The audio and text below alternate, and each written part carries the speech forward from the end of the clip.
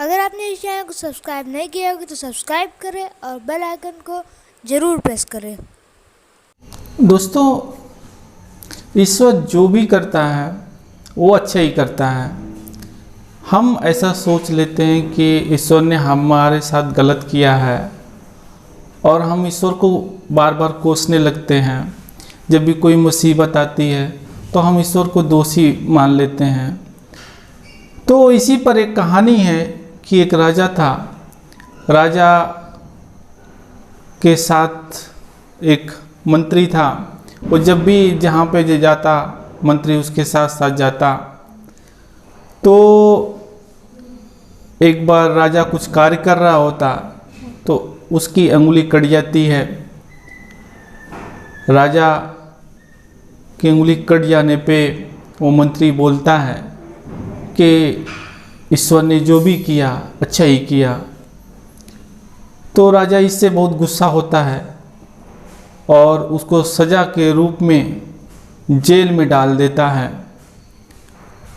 फिर कुछ समय के बाद वो राजा शिकार करने के लिए जंगल की तरफ जाता है।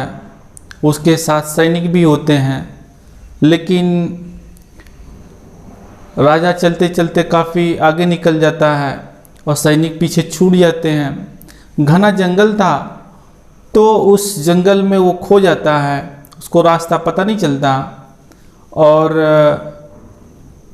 वो काफ़ी घने जंगल में अंदर चला जाता है। तो वहाँ पे जो आदिवासी थे, कबीले थे, वो उनको पकड़ लेते हैं। पकड़ करके अब उनको राजा को ले जाते हैं। तो राजा बार बार ये पूछता है कि आप मुझे कहाँ ले जा रहे हो, क्यों ले जा रहे हो। तो वो कुछ बोलते नहीं हैं। फिर जब जहाँ उनकी टोली थी, जहाँ पर वो रहते थे, वहाँ पर उनको ले जाया जाता है राजा को। तो फिर पूछता है राजा कि आप मुझे यहाँ पर क्यों लाए हो। तो बोलते हैं कि आपकी बलि दी जाएगी। राजा बहुत घबरा गया। फिर उसको, चूँकि वो कुछ कर नहीं सकता वहाँ पे, राजा को फिर नहलाया धुलाया गया और उसको पूजा के स्थान पर लाया गया। जब पूजा के स्थान पर लाया गया तो एक व्यक्ति की नज़र उसके अंगुलियों पर पड़ गई और देखा तो उसकी एक अंगुली कटी हुई थी। तो वहाँ का ऐसा रिवाज था कि कटे हुए व्यक्ति की आहुति नहीं दी जा सकती है देवी को। तो उसको आहुति उसकी नहीं दी गई, उसकी बलि नहीं दी गई और उसे छोड़ दिया गया।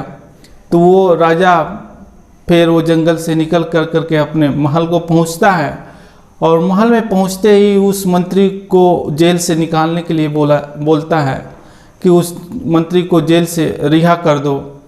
फिर उसे अपने दरबार में बुलाया जाता है। मंत्री को कहता है, राजन क्या हुआ।